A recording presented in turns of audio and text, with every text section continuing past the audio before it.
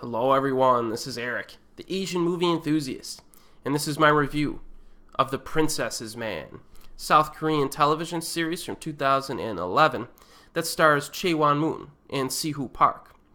It is 24 episodes long, with each episode being approximately 64 minutes in length each.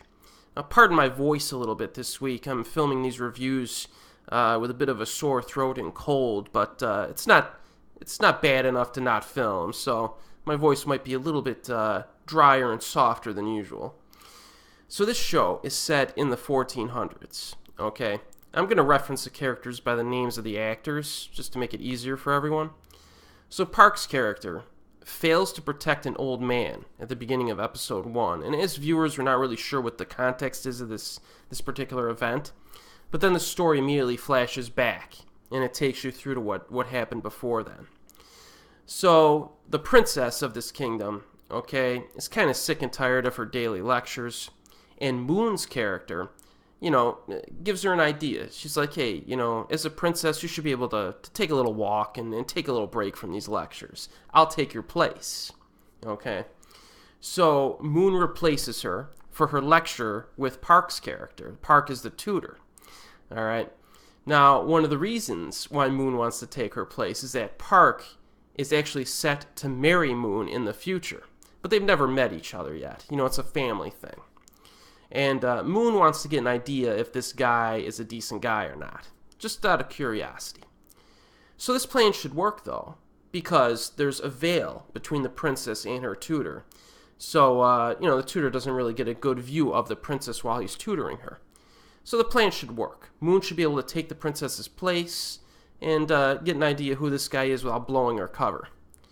The problem is that Park's character is a bit, he's not too shy, okay? He's not a shy guy. So he actually, peeks behind the veil and he sees Moon's character. And he doesn't know what the princess looks like or, that his bride-to-be is this Moon girl. So that kind of blows her plan up, but since he doesn't know either identity, the story goes on from there, and he sees Moon in the streets and he assumes that she's the princess, right? And the story kind of goes from there with a variety of like miscommunications and deceptions and whatnot. But this is not a romantic comedy. You might assume that would set up a really charming romantic comedy set in ancient Korea. No, this is more of a drama, romance. It gets pretty serious because Moon's father plans to take the throne by force, and that creates the primary dramatic conflict of the show. Now, some of the things I liked about The Princess's Man were the performances, the primary conflict, and the production values. So, Chae-won, fantastic actress. I've said this before many times. It's no surprise that she's good here. I also enjoyed Si-woo Park in this as well. He's been fairly consistent throughout his career. The supporting actress who plays the princess herself, Soo-hyun-hong, acts with a lot of intensity, mostly through her eyes. I liked her in this as well. I mean, everyone really does a good job in terms of performances, so that's good. The primary conflict is strong.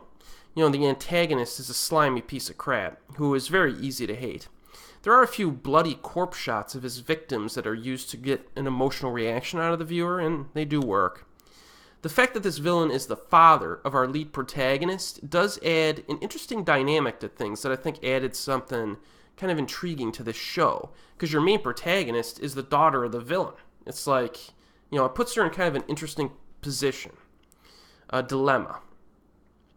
And production values, as I said, are solid. So it might sound funny to mention, but actually the dresses in this show are actually quite gorgeous, I thought, especially during the earlier episodes. Lots of pretty colors on display. Something I noticed. Now, unfortunately, there are certain aspects of The Princess's Man that I did not like. Now, one thing about our lead protagonist, the way she was written, is that, she continues to pursue a romantic relationship with Park's character, despite constantly promising other people that she won't. Certain events happen later on in the show that kind of demand that she stay away from him for a while, and she's like, okay, I will, and she keeps meeting with this guy. I know she's young, but that's not an endearing quality, and you can understand why some of the other characters get pissed off at her. And you kind of have to ask yourself, just how much does she really care about the princess? You know what I mean? Because they're supposed to be buddy-buddy in this. when she constantly just lies to her all the time. You know what I mean? And after a while, I got a bit frustrated with our protagonist's incessant lies and false promises. But, you know, the more important conflict of her father taking over the throne, springs to the forefront, and the viewer will be able to get behind our girl once again. But during some of the earlier episodes, I'm like, man, can this chick like keep one of her promises or what? So I didn't really like that aspect of our protagonist. But my biggest problem with the show is that the story is very simplistic and really does not justify a length of 24 episodes. It moves too slowly, and sometimes it rehashes simplistic stuff that's already been covered in prior episodes. Now, there's a certain repetition to this show that seems unnecessary, and certain episodes pass by with like almost no progress in terms of the story, and what little character development is presented was kind of already addressed in prior episodes. There's a lot of moping around in certain episodes during the middle by our protagonist. So I'm convinced that the story could have been told in 16 episodes or even less. Easy.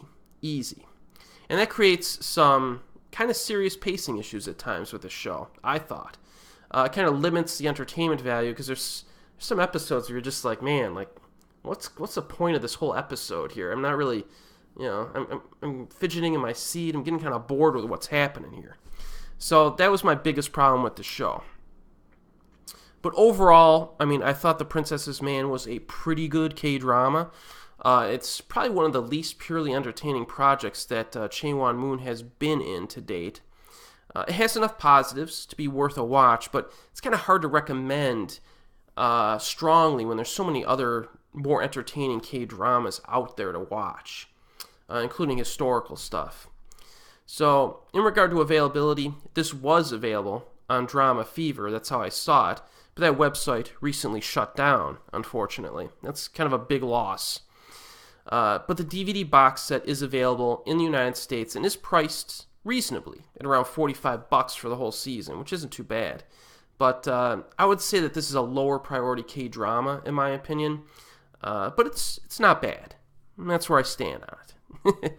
And as always, we'll see you next time.